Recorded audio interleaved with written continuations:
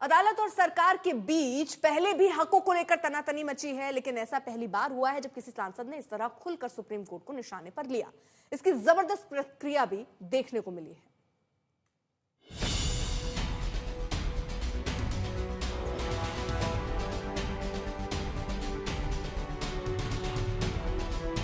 Supreme court अपनी सीमा से बाहर जा रहा है।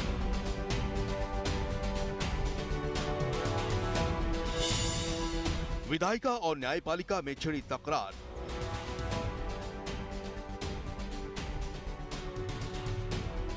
विधायिका न्यायपालिका के हकों पर बहस।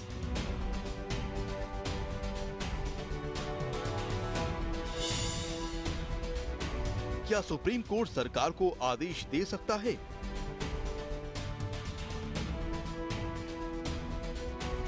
बीजेपी नेताओं के बयानों से सुलगा विवाद। वक्फ कानून पर पूरी तरह से स्टे भले ही नहीं मिला हो, लेकिन जैसे ही सुप्रीम कोर्ट ने इस कानून के 2 प्रावधानों को लेकर केंद्र सरकार से तीखे सवाल किए, वैसे ही विवादों का नया पिटारा खुल गया। सरकार सांसद में आई तो बीजेपी के सांसदों ने सुप्रीम कोर्ट के खिलाफ तीखी बयानबाजी की। वक्फ बाय यूजर और वक्फ बोर्ड में गैर मुस्लिमों की एंट्री को लेकर सुप्रीम कोर्ट ने केंद्र सरकार से जवाब क्या मांगा। देश में एक बार फिर से कोर्ट और सरकार आमने सामने आ गए। सुप्रीम कोर्ट ने तो अभी इन दोनों प्रावधानों को लेकर भी कोई आखिरी फैसला नहीं दिया है, लेकिन बीजेपी नेता मुखर हैं। इससे पहले राष्ट्रपति को किसी विधेयक पर 3 महीने की समय सीमा में फैसला करने के आदेश पर भी बहस छिड़ी। कुल मिलाकर ये सारा विवाद सुप्रीम कोर्ट के 2 आदेशों को लेकर है। एक, राष्ट्रपति को हिदायत की किसी विधेयक पर 3 महीने में फैसला करें। दूसरा, वक्फ बोर्ड के 2 प्रावधानों पर सुप्रीम कोर्ट का ऐतराज। लेकिन इन दोनों मामलों ने देश की सियासत में भूचाल ला दिया है। अंदर खाने खलबली मची है। निशिकांत दुबे तो कह रहे हैं कि कोर्ट गृह युद्ध भड़काने जैसा काम कर रहा है, अराजकता लाना चाह रहा है।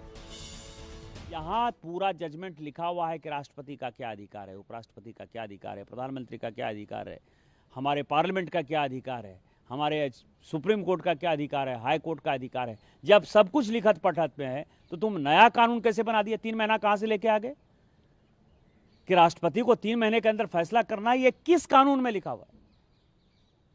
इसका मतलब यह है कि आप इस देश को एनार्की की तरफ ले जाना चाहते हैं। संविधान का आर्टिकल 142 सुप्रीम कोर्ट को उसके समक्ष आए किसी मामले में असीमित ताकत देता है, लेकिन इसकी व्याख्या भी बीजेपी नेता अपने तरीके से कर रहे हैं। दिनेश शर्मा कह रहे हैं कि राष्ट्रपति को कोर्ट आदेश दे ही नहीं सकता। बाबा साहब भीमराव अम्बेडकर जी ने जब संविधान बनाया, उन्होंने कहा है कि जो नियम बनाने का, विधेयक बनाने का, जो कानून बनाने का काम है वो विधायिका करेगी, यानी संसद करेगा, राज्यसभा करेगा। यूं तो अब तक संसद के बनाए कई कानूनों को सुप्रीम कोर्ट में चुनौती दी जा चुकी है, लेकिन ऐसा पहली बार हुआ है कि इस तरह टकराव के हालात देखने को मिल रहे हैं। बीजेपी नेताओं की तरफ से कोर्ट को लेकर इस तरह की सख्त टिप्पणियां खुले शब्दों में पहली बार देखने को मिल रही है। अब निगाहें 5 मई पर है, जब वक्फ कानून को लेकर केंद्र के जवाब के बाद सुप्रीम कोर्ट आगे सुनवाई की प्रक्रिया तय करेगा। ब्यूरो रिपोर्ट, आज तक।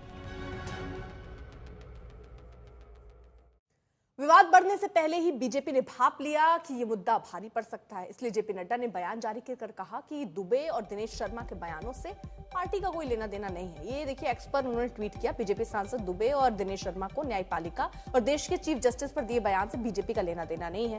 व्यक्तिगत बयान है। बीजेपी ऐसे बयानों से ना तो कोई इत्तेफाक रखती है और ना ही कभी ऐसे बयानों का समर्थन करती है। बीजेपी इन बयानों को खारिज करती है। वो आगे लिखते हैं, बीजेपी ने सदैव ही न्यायपालिका का सम्मान किया है, उनके आदेशों को, उनके सुझावों को सहर्ष स्वीकार किया है, क्योंकि एक पार्टी के नाते हमारा मानना है कि सर्वोच्च न्यायालय समेत देश की सभी अदालतें हमारे लोकतंत्र का अभिन्न अंग है और संविधान के संरक्षण का मजबूत आधार स्तंभ है। मैंने दोनों को और सभी को ऐसे बयान न देने के लिए निर्देशित किया है।